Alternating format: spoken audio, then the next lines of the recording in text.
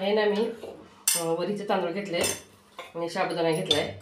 तर ह्याचे आपल्याला डोसा बनवायचा उपवासासाठी. आणि हिरवी मिरची जास्त काही वापरायचं नाही आहे. ह्यात मी ना वरीचे तांदूळ टाकून घेते.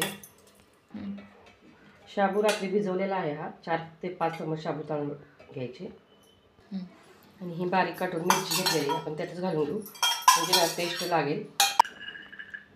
1 ते 2 चमच शेंगदाणे घ्यायचे, जास्त नाही घ्यायचे. ह्यात आपण पाणी घालून बारीक करून घेऊयात. तर बघू शकता किती छान आपलं बेटर झालेलं आहे. एकदम बारीक असं झालेलं आहे. आपल्याला उपवासासाठी बनवायचं आहे. आणि ना आता हे काढून घेते. चवीसाठी मीठ घालायचं आपण.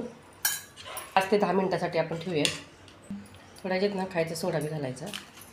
आता हे आपण 5 ते 10 मिनटासाठी ठेवूयात. तर बघू शकता छान आपलं बेटर तयार झालं आहे. उपवासाचा डोसा आज मी कसा बनवते बघा. आता तवा ठेवलेला आहे. छोटे छोटे करून घेऊयात आपण डोसे. तर बघू शकता छानपैकी झालेला आहे डोसा आपला. भाजलेला पण आहे छान.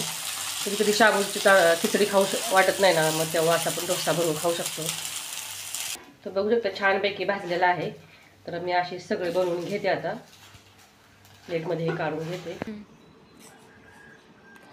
तर छानपैकी मी उपवासाचा डोसा बनवला. वरीचे तांदूळ आणि शाबूचं तांदूळ घेतलेले तुम्ही बघितला. आणि शेंगदाण्याची चटणी तर उपवासाचीच आहे. तर आज एकादशी स्पेशल घरच्या घरी डोसा बनवला उपवासाचा. तर आता हे मी साहेबांना देते. आमच्या साहेबांची पण एकादशी आहे. तर चला आजचा व्हिडिओ कसा वाटला नक्की लाईक करा, कमेंट करा, जास्तीत जास्त शेअर करा. नवीन असेल चॅनल सबस्क्राईब करा.